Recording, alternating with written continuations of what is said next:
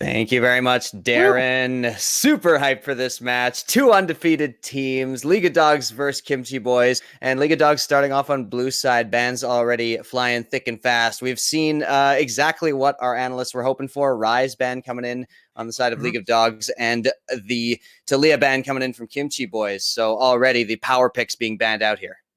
Yeah, kind of a little bit expected there.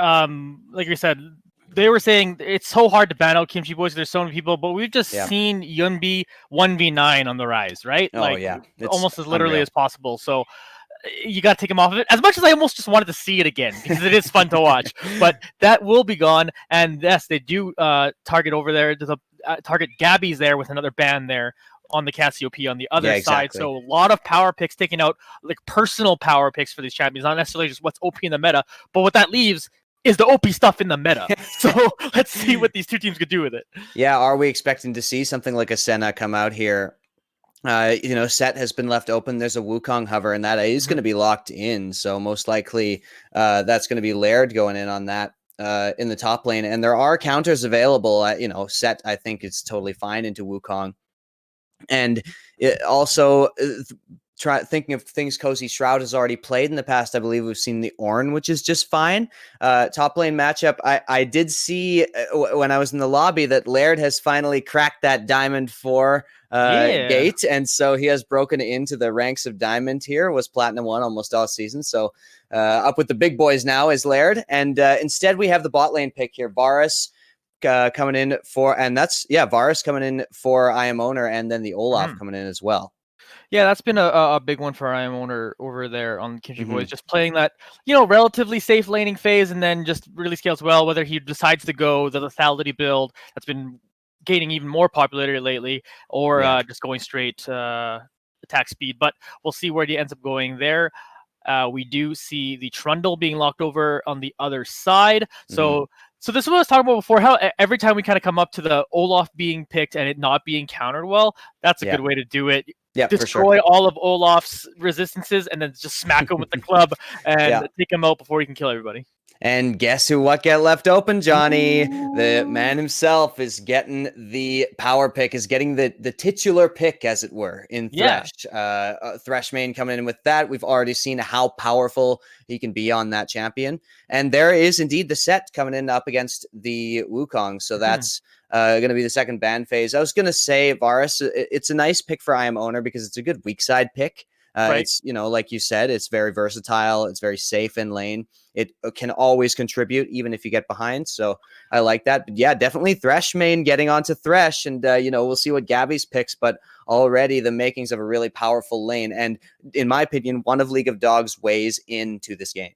Exactly. And we were just talking about how it's just so hard to ban either of these teams, really, because there's just so many things. And as much as you're like, yeah, we probably should ban Thresh from Thresh main, but like again, those other bans that they did, Graves is just pure OP, and then the two other picks there are just like right in their wheelhouse. So like they just have to bat those two, right? Like it's hard, especially on the red side right now. So I think that so far in this league, I think this may be a hot take here, but I think Thresh main has been the star of League of Dogs, even though Gabbyz came in very hyped up with the high rank challenger and everything.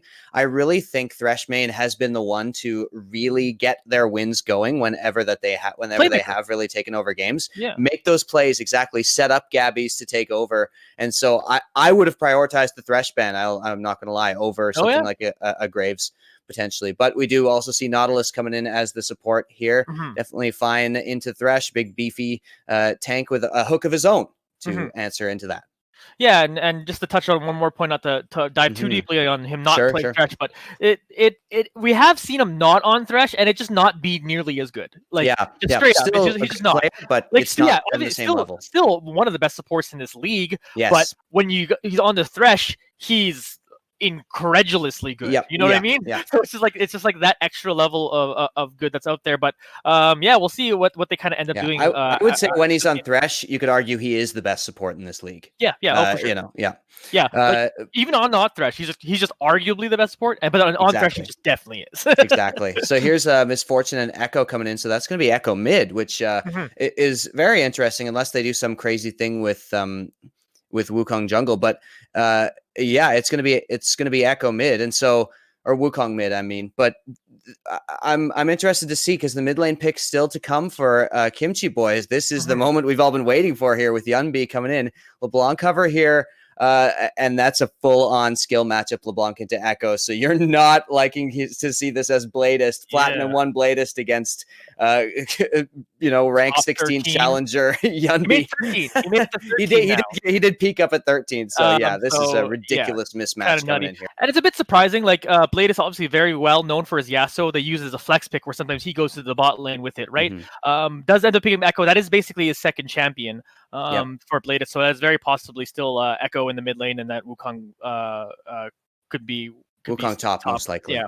So it's interesting to not see him try out just the Yasuo, just because that just straight up is his best champion. But maybe you go, well, I'm up against Yunbee. He knows how to play against Yasuo. At least Ekko is slightly less just easily counterable. Vulnerable, exactly. Yeah, exactly. Yasuo would create a bit of an issue with damage profile as well in League of Dogs, so I like that they went towards a magic damage dealer there. But very interesting picks here. I think kind of everybody sort of got what they wanted here. The Misfortune on Gabbyz is a little interesting, because there's not a lot of outplay potential on Misfortune. It's a good champion, but you just sort of stand there and do your damage. So if anybody could pull it off, it's Gabbyz. But yeah, it's not you typically see Gabbyz. Again, like the two mages that Gabbyz plays a lot in the bot lane is those, but you kind of expect the Kaisas, the Zayas, the kind of just champions like that, not necessarily exactly those champions, but something that he's gonna go in and hard carry. And this one, even though Misfortune did get a little bit of a nerf recently, still an extremely strong champion just in terms of pure damage. It was the movement speed that was taken out, which actually mostly just affects how safe Misfortune could be. She can't run away as easily, is basically all it is. But Gabbyz isn't a runaway type of person. So Gabbyz will be in the right position already. So we're not too worried about that. Exactly. Anyway, before we start the game, we are going to take a quick competitive integrity break, and we will be back for game 1 of Kimchi Boys versus League of Dogs. Don't go anywhere. All right, everyone, welcome back to the Manitoba Esports League, Week 8. 2 huge teams, League of Dogs versus the Kimchi Boys. I'll introduce League of Dogs over on the blue side. In the top lane, we have Laird. In the jungle, we have Fsabe. Bladest in the mid lane. Playing bot is Gabbyz with support Thresh main. And the Monstars of this Space Jam. We got Kimchi Boys on the red side, Cozy Shroud in the top lane, 961-216 in the jungle, Yunbee in mid lane, I am owner at bot, and JUSTXNTIME at the support role.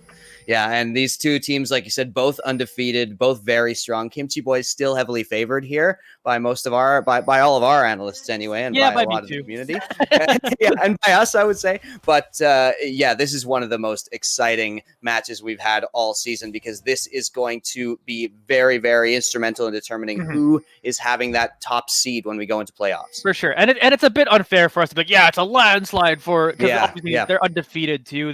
They've made good work out of the many quality teams around in this league, and they've really done it just really as largely as a good team unit. Obviously, we talk a lot about Gabbyz as that carry, but what they kind of accomplish is that, like, they just work so well together, and their flex picks and their where they kind of move around, they move around the map so well. So like as much as we're memeing on the we do think it's heavily favored in one way, this is League of Dogs is no joke. Absolutely. And what I like about League of Dogs is they have improved over the course of the season in really, really tangible ways. We've seen Kimchi Boys pretty much not be challenged by a lot of these teams. And, I think that one of the big chances here for League of Dogs is that Kimchi Boys could get a little bit stagnant, could get maybe a little bit, let their guard down, while League of Dogs has been more challenged in some of these games. And in the later games so far, they've been able to take care of these teams a lot better. So, I'm really excited to see this improved League of Dogs from the beginning of the season until now, and how they match up against Kimchi Boys. Yeah, exactly. It's a really exciting match, and I'm looking forward to it. They have carries in different areas too, which is the other part that's interesting about it. Obviously, the mid and top side. Ooh, Yunbee taking a decent amount of damage from Bladest right there. Obviously, the mid and top side very, very strong for a red side team here in Kimchi Boys. While JUSTXNTIME is going to hit a hook over onto Thresh main on the bottom lane, get some damage traded on. Gabbyz is going to be rooted up here. I am owner's going to get some damage. Ignites and heals comes through from both sides. So just barely living there is Gabbyz, and hey, when we said this was heavily favored in Gabbyz, and all of a sudden they're bringing it right to him. Yeah, that was a nice play there by JUSTXNTIME. Maybe a little bit of an overextension as they had no tracking on the Nautilus there. But yeah, you do see I Am Owner with the Arcane Comet on Varus. Definitely going to be stronger in the very early game than Misfortune. With Misfortune, you've got really good damage, but you're kind of waiting till level 6 here. And Gabbyz kind of went for the focus on I Am Owner there. And because of that, had to step up pretty far, since, of course, I Am Owner is standing further back. So they were able to get a lot of damage down to Gabbyz, able to blow the heal, but Ignite blown on the side of Nautilus there. So Summoner traded for Summoner in that respect. Exactly. So it's going to be a little bit of a CS lead here as this lane's going to get pushed in slowly. We see 9-6 and Fsabe meeting over in the river here. Here comes Bladest to help out his jungler. 9-6 tries to flash away. The pillar does come down. But they're going to turn around this fight. Bladest now is the one in trouble. He's being taken out. Fsabe is going to be the next target here as Cozy tries to join from the top lane. Fsabe will go down to Yunbee. 9-6 is going to continue on the fight. Laird does flash away. And another big kill goes over to your red side. Yeah, it looked really good in the side of League of Dogs there, but when the smite came down for Olaf, that gave 9-6 just enough health to be able to take down, to be able to, survive that team fight until the cavalry showed up there. So a really nice collapse coming in from Kimchi boys, but you can see these teams are neck and neck already. They're both collapsing so quickly. It was just those margins, Olaf being a little stronger than Trundle at this point in the game, that really tipped over the edge there for Kimchi boys. Yeah, it's a tough situation kind of over there when you kind of have that. You need to make that kill happen fast because if the Kimchi boys do collapse like they did, you just run out of time to get that kill, and that's basically what we saw.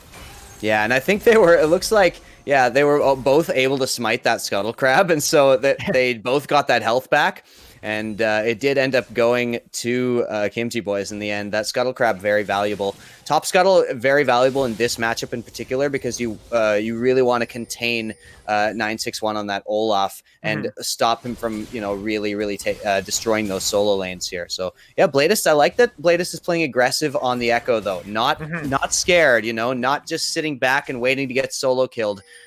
Really playing aggressive, even against Yunbee with double buffs here. So I appreciate speaking of those double buffs, they're in full work right here, putting on a bunch of damage on the blade. It's going to jump over, get the chains down. A couple minions going to give them a little bit more damage, but it will not be enough for the kill. But a positive trade over there. Meanwhile, we move down to the bot lane as Thresh main has trying to get on top of I Am Owner. Will miss the hook though, so they'll get out of here. Fsabe did join the gank as well. I Am Owner get a little bit of poke while he's at it for their trouble. So nice little evasion of that gank by I Am Owner and JUSTXNTIME.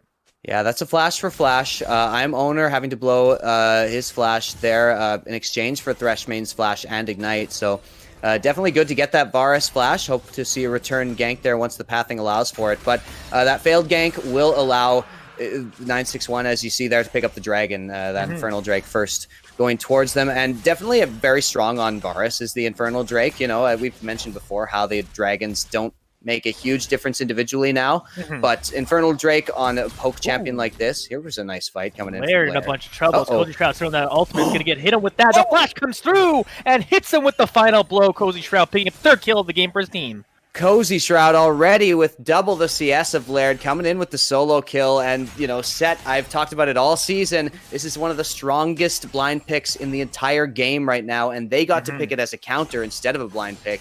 And it's just really, really powerful on somebody as skilled as Cozy Shroud. You can make so much happen in every single stage of the game. Yeah, and you're just seeing win lane, win game right now happen out of these teams. But all that being said, 9-6 has got a gigantic lead too as well in that jungle. 22 CS and that kill we saw earlier. So they're just rolling in all punches, and the only place that's going kind of even right now is that bot lane.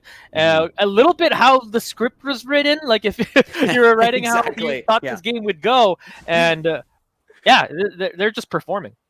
Yeah, League of Dogs sort of looking for some kind of big team fight here, combine that Wukong with the Misfortune and sort of turn the tides, because the lane matchups certainly are in favor of Kimchi boys across the board. Very scary comp to pick against something like Kimchi boys here if you're League of Dogs. Very scary to pick a composition that isn't designed to win lane, but that said, it isn't designed to win lane, and so the fact they are winning lane shouldn't be a death sentence here.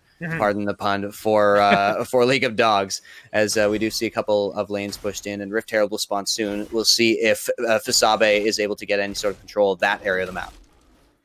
Yeah, potentially see some priority put on over there. Right now, Fsabe is just really far behind in farm, and I think he's just thinking, man, I gotta start clearing my jungle over here and get right back into it. Because if you get too far behind 9-6 here, you're useless almost once team fighting starts kind of happening. So does have to farm up a little bit and kind of catch up on in that front. But hasn't been playing poorly by any means.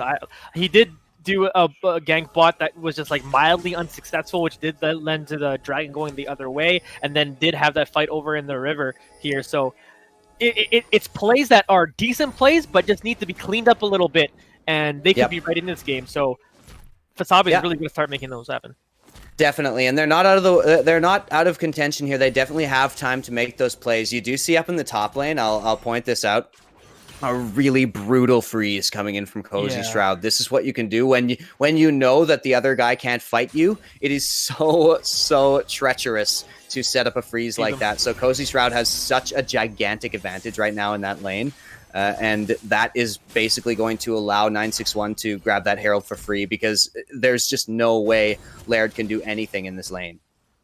I just want to give a shout out to a very like a play that will never be noticed, really. JUSTXNTIME using the red trinket, spots out Fsabe with it, but sticks around. Okay. Fsabe stayed for a really long time. As soon as he would just back out, and then boom, Iron Owner goes down. Gabbyz take him out. I was just praising you for spotting it out, and then you still die to it. Threshman picks up another kill. That'll be 2, and they're right back in this game. That could not have timed out any better. That's a caster curse. That's 100% caster curse. That's the most obvious caster curse I've ever seen, where it's like nobody would have noticed this, and yeah, they definitely would have noticed it because it didn't work. He didn't react to it properly. Fsabe still did have the flash available though, so it definitely was an explosive play coming in from League of Dawgs. But yeah, that red trinket definitely should have been enough for them to play a little bit safer. Assumed he wasn't going to keep staying after he saw. Exactly. And to be fair, I was getting close to the point of criticizing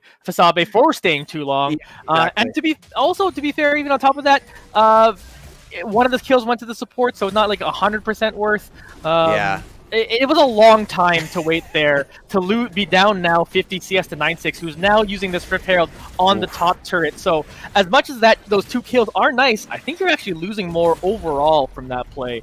And yeah, they're going to be able to get this tower as well as all those turret plates, as Laird is just trying to survive over here. But Cozy Shroud can kind of just keep punching at the Laird, tower. you got to get out of there. Yeah. Yep, there's the first turret going down. So yeah, like you say, Fsabe did give up a lot for waiting down in the bot lane that long.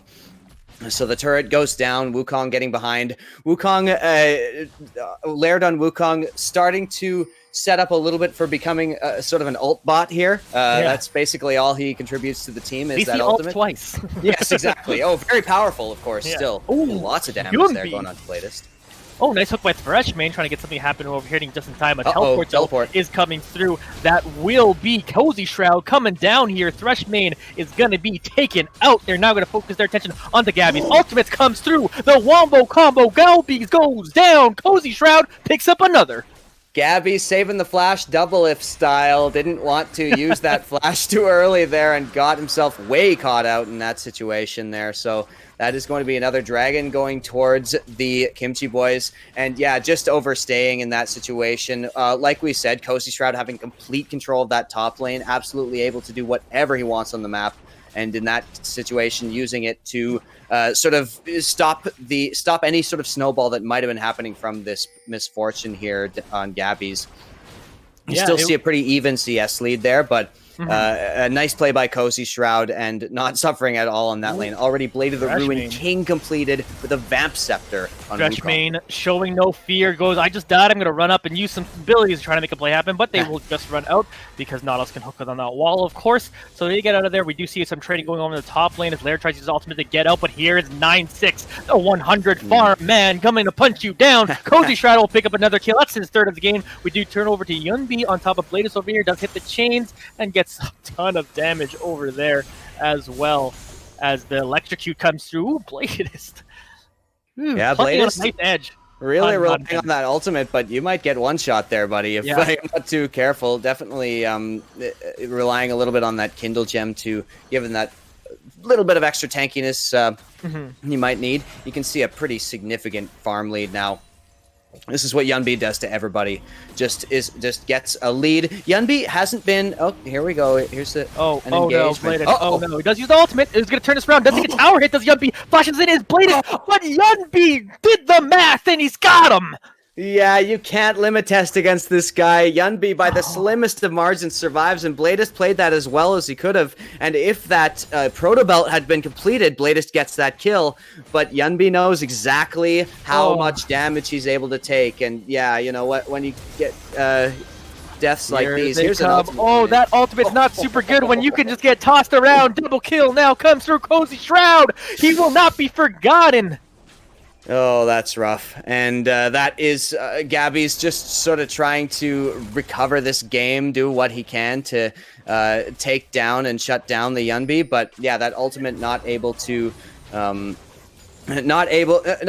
enough damage at all, not able to find the target there. So Kimchi boys continue to pull ahead here, and you know, it looked like if a couple of things had gone just a little differently, maybe League of Dawgs could have stayed a little bit closer into this game. But as it stands now, very, very difficult for them to come back into this game. They don't particularly outscale this team. It isn't.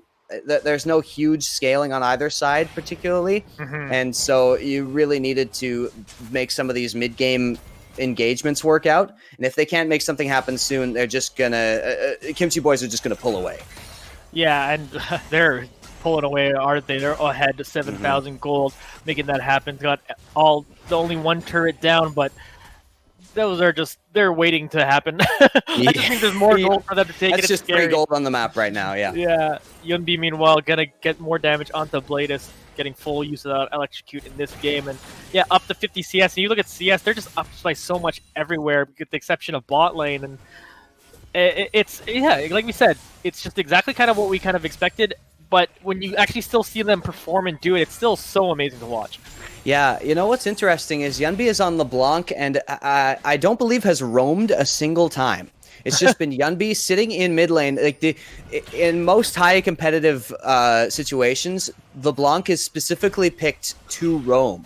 Right. To get a decent lead with strong laning and then get into those side lanes. But the fact is, the side lanes haven't really needed Yunbee to roam. Maybe the bot lane a little bit. Here's a little engagement there. Blade is going to stay safe. And yeah, so Yunbee hasn't even needed to do that and is just able to get this huge farm lead. Here's the flash coming in. Flash is the mastery after missing the hook. That makes up for it. Then the miss doesn't count. Yeah, exactly. It's the guy meant to miss. Actually, still do blow the flash from IM owner, so still worthwhile to flash in. And Gabby's going to continue to have a CS lead here, and has got that Essence Reaver completed. So going to be doing quite a bit of damage in these team fights here with that crit build. Everybody who plays with me in solo queue and plays Misfortune, can you please stop going lethality on Misfortune? Here's Bladest getting ulted. Yeah, he does have the Ignite go down him too as well. It won't be enough to take him out, as he does barely get out of there with Bladest's own life, but they're going to look over towards this dragon now that's spawning over in a couple minutes here. It'll put them onto Soul Point, which is going to be a breezy thing for them if they can get it. Yunbee just engages at the most ridiculous times. I'm talking about, my solo queue woes here, and Yunbee randomly goes in and almost solo kills Bladest with ult up. So, yeah, Yunbee, a surprising player. That's what makes him so potent in those very, very high elo situations. Yeah, there's the Cloud Drake. Soul Point on deck now coming in for Kimchi boys. Cloud Soul.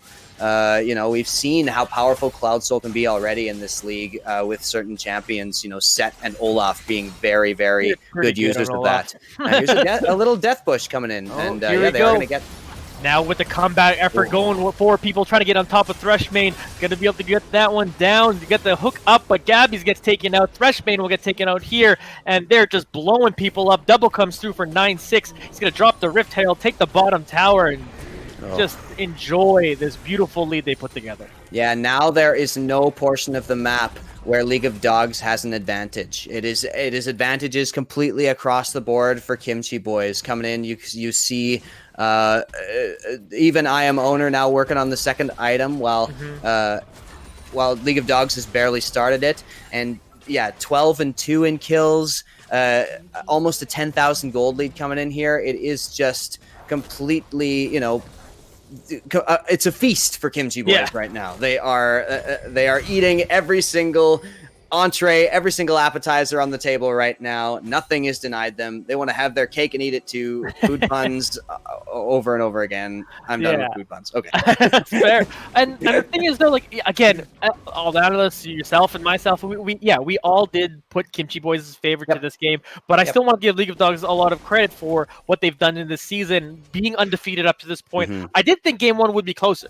In the sense that, like, you had that puncher's chance of really doing something, but Kimchi boys came to play. We thought that maybe there would be a little bit of relaxing from them because they've been so dominant, and there are chinks in this armor here and there for Kimchi boys. Like I said, they could have targeted the bot lane, but they just weren't able to get any of that done. Meanwhile, Cozy Shroud here has jumped on top of Bladest once again, and Bladest has nowhere to go. Yunbee's going to pick up their 4th kill of this game, and then they move on to the tier 2 mid turret. Yunbee is just huge. That Oblivion Orb now completed on top of Luden's Ekko. So much burst coming in. And like we said, there were opportunities. Actually, here's the flash from Cozy Shroud. And Fsabe does manage to get away from that. Thresh main, hits a hook on I Am Owner, but who can possibly follow up on that? Gabbyz going to take a ton of damage from a Q from that very Varus. And they're going to continue on to this inhibitor turret. Here comes the Ultimate just in time. 9-6 is going to blow them up. They're just trying to run away. They're just trying to get somewhere to go somewhere and just live. But Yunbee is not going to let that happen. Picks that one up. 5th kill of the game for them. They continue now onto the inhibitor. And there's nothing League of Dawgs can do. Yeah, they weren't even able to get any kind of combo here. You've got Misfortune, and you're looking for that Wukong Misfortune combo to somehow happen at some point. But now with Nexus turrets already threatened here, it doesn't even look like they might even get any opportunity to do that combo at all. And it's just Gabby's not able to carry on this champion. You can do a lot of damage, but you can't do the 1v9 as we talk about, you know what I mean? Misfortune just isn't designed that way. Like we were saying before, you did see a couple of opportunities for League of Dawgs, and they did go for them, to their credit. They really did try to get the plays, and you need to make risky plays against this strong of a team. Otherwise, they just slowly gain CS leads, get wave advantages, and take over. But, and that's really the difference of, like, just incredible players. Like, it's such a small difference in League of Legends. That's why sometimes it's so frustrating when you play solo queues. Like, why is this person so much better? Why are they suddenly 5 kills ahead? And really, it's because of all these tiny plays that they got away with 2 health or whatever. And really, the best players just can do that. They can limit test. You saw that dive from Yunbee onto Bladest that led to Yunbee getting their kill, and it's just like, they can just do that. And just so close, where other people can't even see that play. And right now, Kimchi boys sees every play, and they make it happen. Yeah, you're literally looking at your damage, how much AP you have on your spells, how much damage your spell's going to do, what his magic resistance will be at this point in the game, and then looking at his the number and his HP bar and calculating, does this do enough damage to kill him if I auto attack a couple of times? That is the level that you need to be at to get to where Yunbee has gotten in the ladder, and Yunbee has done that, and it shows in these types of games. Where while Bladest clearly knows how to play Ekko, it's just you aren't at the same level, and it's so impressive to see Yunbee do these kinds of things. We're really privileged to be able to watch a player like this in our our local league here, our regional league. Another thing that's got to be frustrating for Bladest is that, like, you went through most 8 to 10 minutes or so of the laning phase, kind of just sticking around Yunbee for a little bit, but Yunbee always got 1 more CS per wave, right? Just exactly. It's the tiniest advantage. And the moment Yunbee knew that advantage was big enough, then really started to make it really happen. Because, look, suddenly, you're at 10 CS per minute on Yunbee right now, and it's just how do you beat that? Exactly. It is unreal. So you see the 700 gold bounty. You see bounties all on that top side, and like you said, this is just exactly the result we were looking at. Here's the ultimate, though. Yeah, trying to make something happen here. Fsabe tanks a little bit here. Lade's going to go for the beginning stage. Might be able to take a Cozy Shroud. They finally do. They got one of them down. Thresh main will also take it just in time. So they got 2 down on the defense. They got something happening for them. But meanwhile, the mid lane is being pushed in, and so is the top lane. They do have that Baron buff that's really just helping them split push. So even though they got a couple kills, they're still losing towers. Yeah, and we'll see if they can go for this inhibitor. It is going to be close here, but 961 still having that ultimate available. Now Thresh main. Oh, yeah, you're a little squishy right now, my dude, but you will at least trade that kill. They're now going to look onto Yunbee. Can they pull this off? Will Yunbee make the great escape? I imagine they just want to let him go, but Yunbee says, you can't. You're not the one running away. I'm going to take you down. Does continue the engage. Continues around the push. I am owner also pushing that bot lane. They just can't stop Yunbee over here. They could push him away for a moment here, but he just comes back with some minions, couple autos on that turret. There's a 2v1 happening here. Can Yunbee pull it off? He dives deep. He dives strong. He gets one, and he's still pushing onto this inhibitor, and they can't stop him. I am owner with the 1v1 now onto Gabbyz. Gets the ultimate down and takes him out with Q. Yunbee does take out that inhibitor as well, and they're just rolling. Yeah, League of Dawgs trying so hard and getting a bunch of kills, but their base is crumbling around them while they're doing it. It was a really nice engage. That's exactly what they needed to do, is find when a team is separated a little bit and spread out, and then go for individual members. They did that, but they lost all their base in the process. And you know, since Yunbee was able to go back in and get that other kill, now this third inhibitor is going to go down. This is going to be double super minions with Baron buff streaming into the base of League of Dawgs, and they paid a huge price for getting a couple of kills and getting a couple of shutdowns there. Yeah. Solo lanes just win games, you know. Like, they get that level, they get the gold, they get the jungle attention, and they just are really just going through this game, and it just feels like you can't stop. As much as it's like a team game, and again, League of Dawgs really did it with some great team play throughout this league. It just dismantles your ability to play the team. Meanwhile, Gabbyz just being caught out here by Cozy Shroud, just punching him out here. Here's just in time as well. Cozy Shroud will finish that off. Yunbee will pick up another kill over on the other side. Does go golden to live here, but Longer will make an escape after he splashes away and then re-engages back onto Fsabe. Yunbee, you're insane. Just in time is going to help out by engaging on top of them. He's going to be the tanky boys. Cozy Shroud has now jumped into the fight as well. Flashes in to try to make some plays. His ultimate is already over, but it doesn't matter. He can just punch you out. Here comes 9-6 now. He's going to pick up one. He's looking for a second. He will get the second, and that will be two, and that'll be game. And Kimchi boys takes a 1-0 lead in the series. 23 kills to 5 at the end. Kimchi boys just turned up the heat there at the end, and yeah, lovely work there by them.